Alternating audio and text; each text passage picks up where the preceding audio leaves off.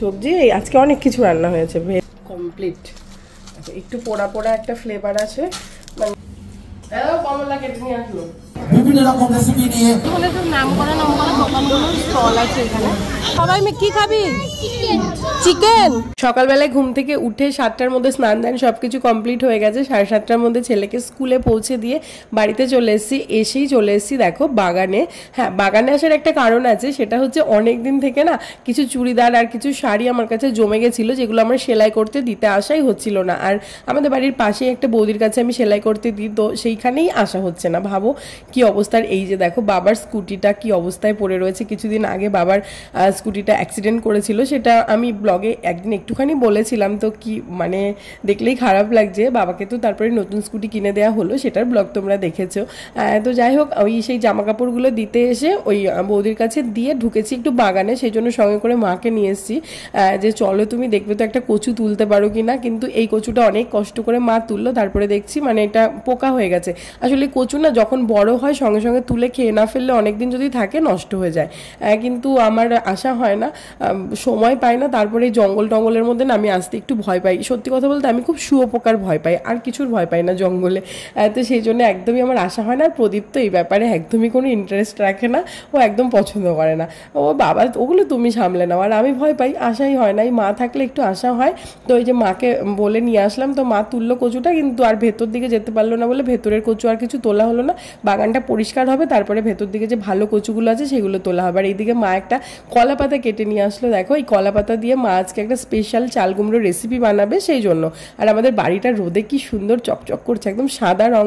তো সাদা কালারটা সকালবেলা একদম সূর্যের আলোটা যখন মানে বাড়ির ওপরে পড়ছে খুব সুন্দর লাগছিল দেখতে, মানে খুব কালারফুল লাগছিল। ওই গ্রিন হোয়াইট সব কিছু মিলেমিশে একটা সুন্দর কালার হয়েছিল বাড়ির। আর এইদিকে বাড়িতে করছে মিস্ত্রি কাজ সকালবেলায়। ওই ওপরের ঘরে একটা লাইট লাগানো হচ্ছে এক্সট্রা, সেটা কমলার মোটামুটি সমস্ত কাজকর্ম কমপ্লিট হয়ে গেছে। ও ঝাড় দিচ্ছে। প্রদীপ মানে স্কুল থেকে এসেই ও বসেছে একটুখানি, ওর কাজকর্ম ছিল ল্যাপটপে, সেটা নিয়ে আমি বলেছিলাম যে ওপরে আগে যেও না, তুমি টিফিনটা করে তারপরে যাও, তো ওই জন্য সোফায় বসেছিল। আর এদিকে মা দেখো সকালবেলায় বানিয়েছে চাউমিন। তো চাউমিন আমি রেডি করে সবাইকে দিলাম, আর আমার জন্য এখানে একটুখানি টেস্ট করার জন্য নিলাম যে চাউমিনটা কেমন হয়েছে তাই। আর গতকাল রাতের রুটি ছিল, আমি বাসি রুটিটা না কলা দিয়ে খাবো বলে রেখে দিয়েছিলাম। আমি রাত্রে রুটি খাইনি, রাতে দুপুরের ভাত খেয়েছি, আর পরের দিন সকালবেলায় খাচ্ছি রাতের রুটি। তো যাই হোক, আর এদিকে দেখো এই যে একটা মোচা ছিল আমাদের বাগানে, যেটা আমি এখন এই বাগানে গিয়ে দেখতে পেলাম। মানে আমরা জানতামই না যে কলার কাঁদি এসছে, মোচা এসছে। তো বাড়ি এসে প্রদীপকে বললাম যে কলার মোচাটা কেটে নিয়ে এসো, ও কমলাকে পাঠিয়ে দিল, কমলা যাও কেটে নিয়ে এসো। বললাম এইসব কাজে প্রদীপের একদম ইন্টারেস্ট নেই, তো কমলা কেটে নিয়ে এসছে। দেখো কত বড় মোচাটা হয়েছে।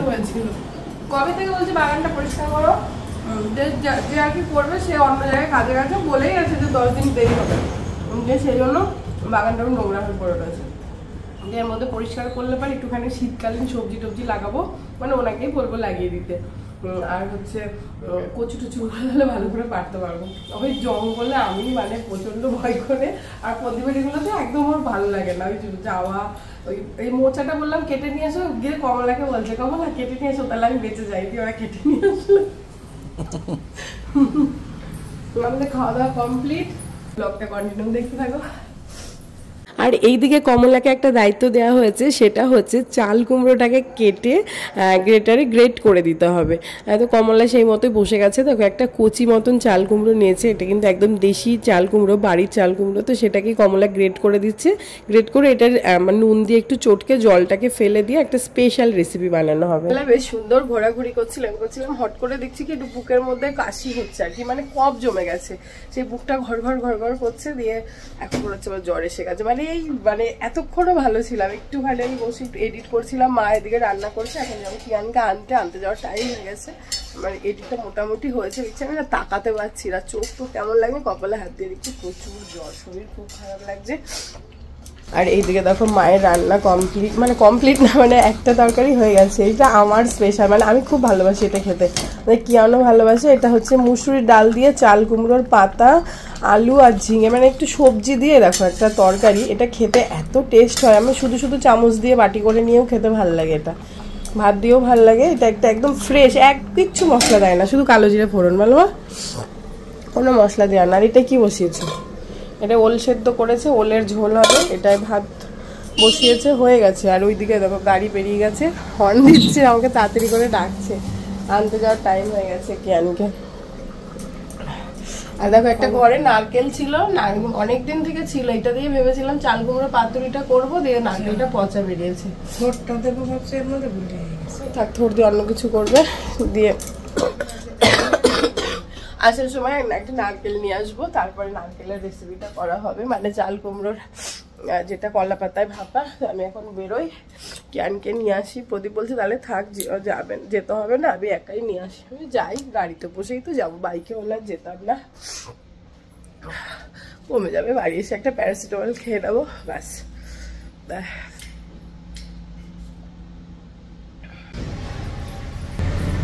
আসো আসো আসো, কি এই নোংরায় হাত দেয় না, এসো এসো এসো, ওঠো ওঠো। ওই যে প্রদীপের আবার যেতে হবে বাজারে, এই বাড়ির সামনে যে সবজি দোকানটা, ওখানটায় আসার সময় ঢুকলাম, দিয়ে ওখানটায় নারকেল নেই, আবার নারকেলটা আনার জন্য বাজারে যেতে হবে। এই দেখো কোথায় বসলো, কে বলেছে এখন যাবে? আমি বলেছি রাতে যাবে বাজারে, চলো। এখন যেখানে বেরোক না কেন পেছনে ধরবে, আমি যাব পাপার সঙ্গে। এখন যাবে না, পাপা বড় হয়েছে আর এই শিখেছে এগুলো, পাপার সঙ্গে বেরোতে হবে। এই যে তোমার সঙ্গে বাজারে যাবে বলে, দেখো কি দারুণ আসছে গো ছবিটা, এখানটায় এত সুন্দর রোদ পড়েছে তো, কি দারুণ লাগছে পুকুর আর তার সঙ্গে মানে গাছপালা দিয়ে, দারুণ আসছে ছবিটা। দেখেছো পাপা এখন যাবে না বাজারে, আমি বললাম না। জুতোটা খুলে নাও।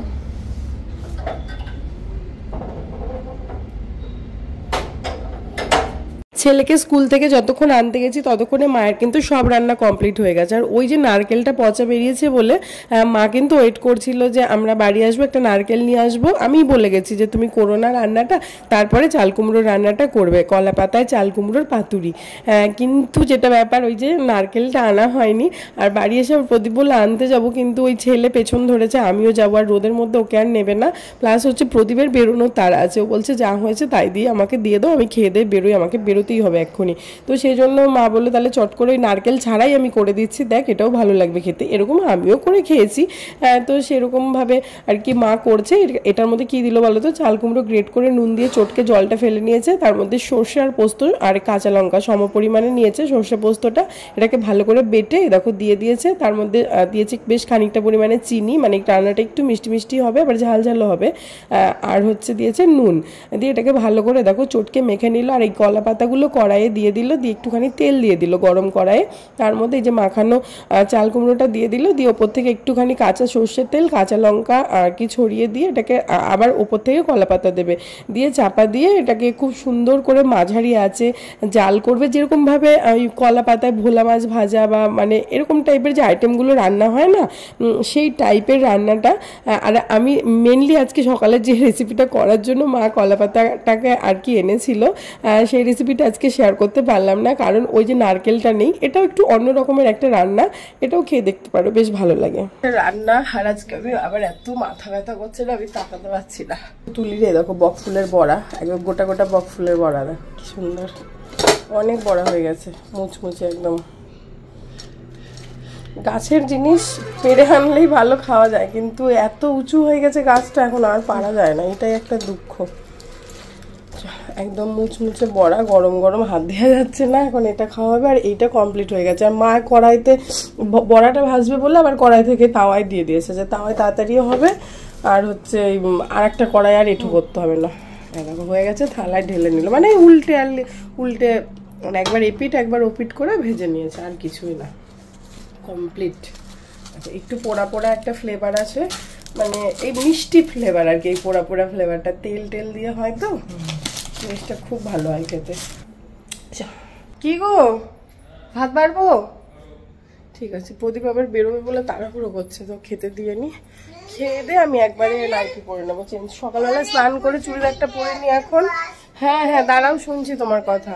যে স্কুল থেকে এসে খাওয়া দাওয়া করে চেঞ্জ করে একবারে ফ্রেশ নাইটি পরে দুপুরে আবার একটু ঘুমাই, ফ্রেশ ফ্রেশ লাগে। বারবার চেঞ্জ করে এক জিনিস পরতে আমার একদম ভালো লাগে না। হ্যাঁ আজকে তো কলা পাতায় খাওয়া হবে, দেখো এই যেটু এই কলা পাতাটা বেঁচেছে এখন, এটার মধ্যে আমি আর প্রদীপ তো খাবোই, আমরা প্রচণ্ড ভালোবাসি কলা পাতা পদ্ম পাতায় খেতে। আর এখানে হয়েছে দেখো ওলের ঝোল, এটা হচ্ছে আমড়ার চাটনি, ফুলকপি আলু ভাজা, এটা মেন স্পেশালি হয়েছে আমার ছেলের জন্য। কলিফ্লাওয়ার খেতে খুব ভালোবাসে, মানে ওর ফেভারিট এখন, মানে যে কোনো সবজির মধ্যে ওর এটাই ফেভারিট, কলিফ্লাওয়ার। রান্না হলেই বলবে কলিফ্লাওয়ার রান্না করেনি। আর এটা তো এই যে সবজি, চাল কুমড়োর পাতা, আলু টালু দিয়ে একটা সবজি। এই আজকে অনেক কিছু রান্না হয়েছে, ভেজ আইটেম কিন্তু অনেক কিছু হয়েছে। তো চলো এখন খাওয়া দাওয়া করিনি। রাত বাড়া কমপ্লিট হয়ে গেছে। এই দেখো উলের ঝোল আর হচ্ছে চাটনিটা পরে নেওয়া হবে।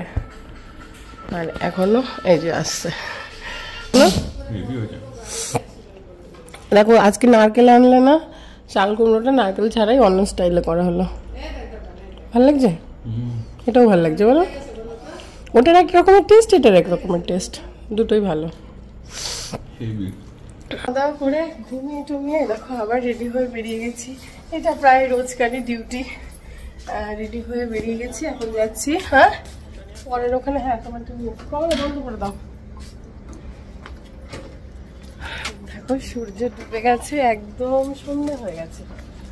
এখন তো 5টার সময় অন্ধকার। কি হলো আবার? এই রে মাথার কিছু আনা হয়নি তো। কমলা দাঁড়া, বন্ধ করো না, আমার মনে নেই মাথার কিছু আনতে হবে। মাথার কিছু দিলে সামনে বসুক, অসুবিধা নেই। এখন অফ করছে, এখন তাড়াহুড়ো। কিয়ানকে নিয়ে যেখানে পড়তে যাই সেই রাস্তায় যাওয়ার পথেই পড়ে হচ্ছে এই মেলার মাঠটা। এখানে প্রচুর মেলা হয়, মানে বর্ধমান শহরের বেশিরভাগ মেলাগুলোই এই মাঠে হয়। আর বছরের অর্ধেক দিনের থেকে বেশি দিন বোধহয় এই মাঠে মেলা হয়। কিছু না কিছু মেলা হতেই থাকে, বর্ষাকাল গ্রীষ্মকাল বলে কিছু নেই। আর এই যে শীতকাল আসছে, এখন তো একটার পর একটা মেলা হবে, বেশ ভালো লাগে। বর্ধমান শহরবাসীর এই জায়গাটা বেশ সময় কাটানোর একটা সুন্দর জায়গা। যে কোনো মেলা হতেই থাকে, তো ছুটির দিন হোক বা একটু ভালো লাগছে না, বোরিং লাগছে, মনে হয় চলো একটু মেলা ঘুরে আসি। মানে বেশ ভিড় হয় মেলায়, ভালো ভালো জিনিসও আসে, স্টল বসে ভালো ভালো।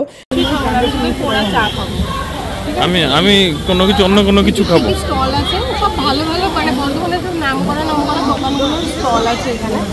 একবার শুধু দেখি। আর চিকেন তো আমরা খাই না, চিকেন ছাড়া যা অনেক কিছু আছে।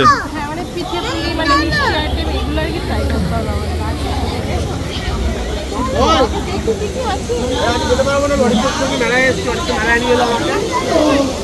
গতকাল রাতে আমি এই মেলায় গেছিলাম, তো আমি বাড়ি এসে মেলার ছবিগুলো ফেসবুকে পোস্ট করেছিলাম আর একটা রিলসও পোস্ট করেছিলাম। তোমরা অনেকেই আমাকে জিজ্ঞেস করেছো দিদিভাই মেলাটা কোথায় হচ্ছে, কতদিন আছে বলো, আমরা যাব। হ্যাঁ অবশ্যই এই মেলা সম্পর্কে সমস্ত ইনফরমেশন আমি আজকে তোমাদেরকে দেব। এই মেলাটা 9 তারিখে শুরু হয়েছে আর শেষ হবে 17 তারিখে, মানে 17 নভেম্বর কিন্তু শেষ হবে। তো এখনও অনেক দিন আছে মেলাটা। চটপট ভিডিওটা দেখে বিকেলে যাওয়ার প্ল্যান করে ফেলো। প্রচুর রকমের স্টল আছে মেলাতে। আমি যদিও সব কিছু ট্রাই করিনি, কিন্তু দেখে মনে হচ্ছিল বেশ ভালোই। মানুষ যেভাবে লাইন দিয়ে ভিড় করে খাচ্ছিল, বা আমি যেটুকু শুনেছি সবার মুখে মুখে রিভিউ, যে খারাপ করেনি স্টলগুলো, কারণ এগুলো বেশ বড় বড় দোকানেরই স্টল ছিল।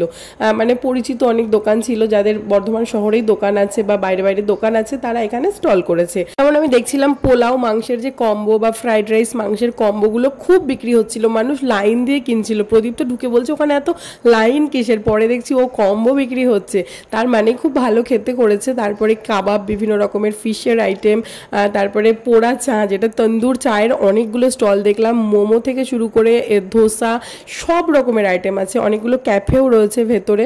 খুব সুন্দর মেলা। যারা খাদ্যপ্রেমী, মানে খেতে সত্যি ভালোবাসে বা ট্রাই করতে ভালোবাসে বিভিন্ন রকমের খাবার, তাদের সত্যি ভালো লাগে। চিকেন কোন দোকানের খাবি? চিকেন আর পোলাও, চিকেন আর পোলাও না চিকেন পকোড়া? পকোড়া ওদের কিনে দিও। এদিকে আয়। আর হ্যাঁ, এই যে এই বাচ্চাগুলো আমি যখন ভিডিও করছিলাম এসে বলছিল যে দিদি মানে 10 টাকা দাও, কিছু খাবো, এরকম বলছিল। তো আমি ভাবলাম যে যেহেতু মেলাতে গেছি, এখানে প্রচুর খাবার পাওয়া যাচ্ছে, শুধু ওদের হাতে টাকা দেবো কেন। আর বিশেষ করে আমি না রাস্তাঘাটে স্টেশনে দেখবে বাচ্চারা টাকা চাইলে সহজে দিই না, আমাকে অনেক কিছু বলেছে এদেরকে টাকা দিতে নেই, মানে যেটা আমি শুনেছি। তো সেই জন্য চেষ্টা করি খাবার কিনে দেওয়ার। বললাম কি খাবি বল, তো ওরা বললো যে চিকেন পকোড়া খাবো। তারপরে আমি আর কি বলেছিলাম যে বিরিয়ানি বা অন্য কিছু খা, বলছে না চিকেন পকোড়া খাবো, চিকেন খাবো। তো ওখানে আর কি ওদের জন্য বললাম যে চিকেনের কিছু মানে পছন্দ করে নিতে, ওরা নিজেরাই পছন্দ করে নিয়েছে, দোকানদারকে বললাম দিয়ে দিন ওরা যেটা বলছে। তো ওরা সেটা নেওয়ার জন্য বসে রয়েছে, রেডি করে ওদেরকে দেবে। তো আসলে মেলায় গেলে বা যে কোনো মানে জায়গায় গেলে এখন কিন্তু এমন অনেক মানুষের সঙ্গে দেখা হয় যারা আমার ভিডিও ভীষণ ভালোবেসে দেখে, মন থেকে দেখে। তো সেরকমই দেখা হয়েছে কয়েকজনের সঙ্গে, তারা কথা বলছিল, খুব ভালো লাগছিল।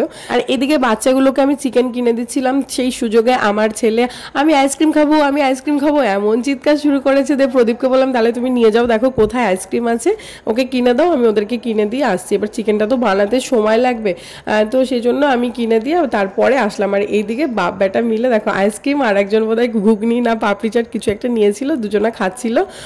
খেয়ে দিয়ে দেখো ছেলে তো পুরো মুখ হাত মাখিয়ে নিয়েছে, সেটাকে আমি আবার পরিষ্কার করলাম। আর আইসক্রিম খাওয়ালে আমি শুনেছি যে একটু জল খেয়ে নিলে নাকি ঠান্ডাটা লাগে না গলায়, তো আমি ওই জন্য চেষ্টা করছিলাম একটুখানি জল খাওয়ানোর। আর এই দেখো যে এই বাচ্চাটাও বলছে আমাকে 10 টাকা দাও, আমি বলছি কি খাবি বল, টাকা দেবো না, কিনে দিচ্ছি। তো আমাকে বলছে যে আমাকে তাহলে একটা আইসক্রিম কিনে দাও, আমি যে অন্য কিছু খা, বলছে না আমি একটা চকলেট আইসক্রিম খাবো, চকো খাবো, চকো। আর তাই আসলে ছোট বাচ্চা তো ওদের যেটা মন থেকে খেতে ইচ্ছে করে ওরা কিন্তু সেটাই খায়। ওরা যে কেউ কিনে দিচ্ছে বলে চলো তাহলে একটু ভালো জিনিস খাই, একটু দামি জিনিস খাই, ওদের মধ্যে কিন্তু সেই ব্যাপারটা সত্যিই থাকে না। ওদের মানে খাওয়ার জন্যই তো ওরা এসে চায়, তো ওদের যেটা মন থেকে ইচ্ছে করেছে ওরা কিন্তু সেটাই চেয়ে খেয়েছে।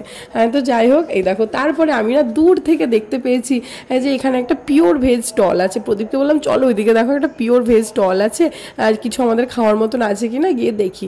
কিন্তু গিয়ে না মেনু দেখে আমার একদমই খেতে ইচ্ছে করলো না। ভালো ভালো ছিল, দই বড়া, পাপড়ি চাট, মানে আরও এরম টাইপের ভেজ আইটেম অনেক কিছু ছিল, কিন্তু আমাদের মানে ওগুলো খাওয়ার মতন মুড ছিল না, ইচ্ছে করছিল না খেতে। আর আমি না সত্যি কথা বলতে মেলার জিনিস একটু কমই ভালোবাসি খেতে, কিন্তু এখানে না সেই মেলার কোয়ালিটিটা নেই একদম।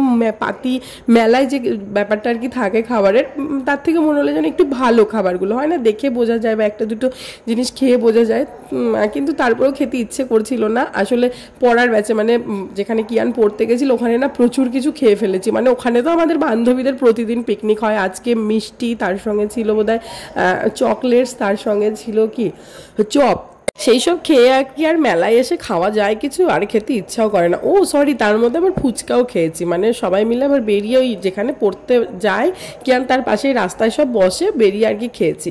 তো সেই জন্য আর মেলায় এসে কোনো কিছু খেতে ইচ্ছে করছিল না। প্রদীপ বললে আমি একটা পান খাবো, তো একটা পান নিয়ে আবার আমাকে একটু দিল যে খেয়ে দেখো ভালো, মুখটা পুরো আমার নষ্ট হয়ে গেল, এত মিষ্টি, আমি একটু চিবিয়ে ফেলে দিয়েছি।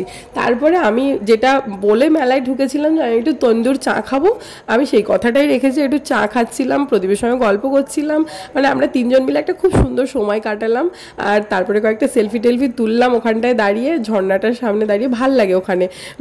আর তার মধ্যে কিয়ান বললো যে আমি হচ্ছে হেলিকপ্টারে উঠবো, তো সেই জন্য ওকে আবার নিয়ে আসলাম একটু হেলিকপ্টারে চড়াতে। ওই হেলিকপ্টারে বা এই ধরনের রাইডসগুলোতে উঠতেও খুব ভালোবাসে। তারপরে আমরা বেরিয়ে পড়লাম মেলা থেকে। এই যে প্রদীপ গাড়ি বার করছে, এবারে চলে যাবো সোজা বাড়িতে। আর হ্যাঁ, মেলাটা কোথায় হচ্ছে? মেলাটা হচ্ছে বর্ধমান উৎসব ময়দান, বর্ধমান স্টেশন বা বাস স্ট্যান্ড যে কোনো জায়গা থেকে টোটোওয়ালাকে বলবে, তো মানে বর্ধমানের বাইরে থেকে যারা আসবে ঠিক দেখবে তোমাদের নিয়ে আসবে, বা হাউজিংয়ের মাঠ, অথবা তোমরা বলতে পারো সার্কাসের মাঠ, বাঁকার মাঠ, যা বলবে সেখানেই মানে এখানেই নিয়ে আসবে তোমাদের। আর বর্ধমান শহরে যারা থাকো তাদেরকে তো কিছু বলারই নেই, কারা কারা এই মেলায় গেছিলে আর এখনো যাবে, কারা কারা অবশ্যই কমেন্টে জানিও। আর কারা কারা বর্ধমান শহর থেকে দেখছো অবশ্যই কমেন্টে জানিও। আপাতত টাটা, কারণ ভিডিওটা অনেক বড় হয়ে গেছে। দেখা হচ্ছে নেক্সট ব্লগে, বাই।